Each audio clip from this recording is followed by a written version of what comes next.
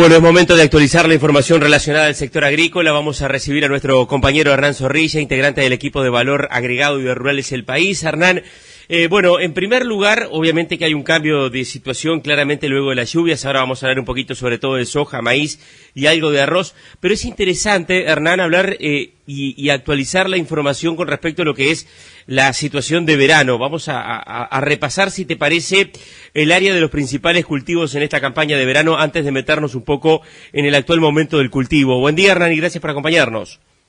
¿Qué tal, Martín? Muy buenos días. El gusto de saludarte a ti y a toda la audiencia. Es un gustazo reencontrarme contigo y con la audiencia.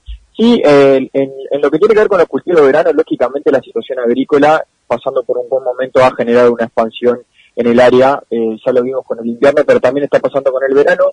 Y según datos que se cerraron a fines de diciembre del Ministerio de Ganadería, Agricultura y Pesca de intención de siembra, se proyectan unas 980.000 hectáreas de soja a nivel país, siendo tal vez un poco menos de lo que se esperaba en un principio. Esto fundamentalmente puede estar sustentado en el alto costo de los insumos y en la situación de la previsión climática de Niña.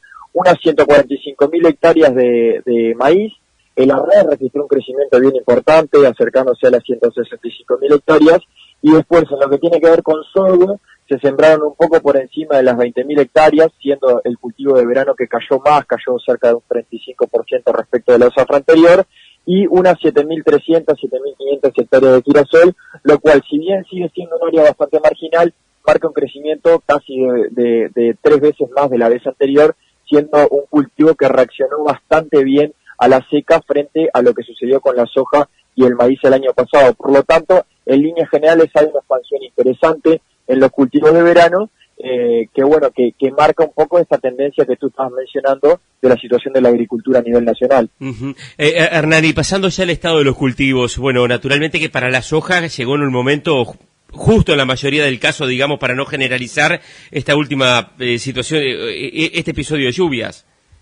Indudablemente, Martín, estas lluvias estaban siendo esperadas en todo el país, y si bien fueron bastante dispares, dependiendo de los departamentos, llovió en todas partes del país, lo cual es una gran noticia para la agricultura, para las pasturas, para rellenar represas y demás. En lo que tiene que ver con la soja que está sembrada un poco más tarde, tal vez sobre fines de noviembre, que está todavía en estado vegetativo, llegó en un momento justo. Productores nos decían que de repente si llegaba una semana más tarde, capaz que ya era tarde, y ya complicado, sobre todo lo que tiene que ver con el potencial de cara a la cosecha. Ya luego de los primeros golpes de agua que se dieron sobre sábado y domingo del fin de semana anterior, ya al día siguiente se notaban cambios en la soja. La soja es un cultivo muy resistente en ese sentido, y ya el otro día se notaban cambios, logrando que no se afectara fundamentalmente el potencial de cara a la cosecha. En lo que tiene que ver con las sojas que se sembraron un poco más temprano, que ya están en floración, capaz en estado reproductivo, de todas formas viene bien, pero bueno, puede tener un daño un poquito superior a lo que puede pasar con la soja que anteriormente te estaba mencionando, que se sembró un poquito más tarde. Pero de todas formas, súper bienvenida esta lluvia, y mejora considerablemente lo que es el panorama productivo para la soja. En lo que tiene que ver con el maíz, Martín, pasa un poco parecido. Hay una afectación un poco más grande en los maíces de primera, aquellos que se sembraron sobre principios de primavera, que incluso se sembraron antes del arroz. Bueno, ahí tal vez la lluvia puede haber llegado tarde, pero los maíces más tardíos, bienvenida también el agua, pasa un poco parecido a lo que estaban mencionando con la soja, e incluso luego de las lluvias que se dieron, no estas que tuvimos en estos últimos días, sino las que se dieron en los primeros días de enero, algunos productores se animaron a hacer alguna resiembra también de los maíces de segunda, donde también es importante recalcar que tanto en maíz como en soja se diversificó mucho más lo que son los cultivos de primera y de segunda, tal vez tendiendo más a cultivos de segunda que de primera, justamente para lograr mover el periodo crítico más hacia fines de enero y febrero, donde puede estar llegando el agua que por suerte estuvo llegando en estos días. Así que en general, Martín, el panorama es esperanzador, se espera que no haya afectado considerablemente el potencial de los cultivos, y bueno, fue muy bienvenida el agua y se espera que pueda no faltar la misma en febrero. Claro, y ayer la soja aquí en Uruguay, esta soja campaña 2021-2022, llegó a estar a $502, o sea, estamos también en un momento sumamente interesante del mercado. Indudablemente, pero lo que pasa también con los mercados, y seguramente hay expertos en el mercado de los granos que lo pueden decir mejor que yo, es muy volátil y va día a día. Hace un tiempo veíamos lo que pasaba, hace unos días veíamos lo que pasaba con con las afectaciones de la cosecha de soja en Paraguay de un 70 o un 100% que llevaron el precio hacia arriba. Bueno, estas lluvias pueden animar al productor a vender un poco más, sobre todo también por poder asegurar que va a tener una producción en kilos mayor a la que lógicamente tendría si no hubiera llovido. El año pasado uno de los problemas más grandes fue que productores comprometieron soja que después no pudieron cosechar.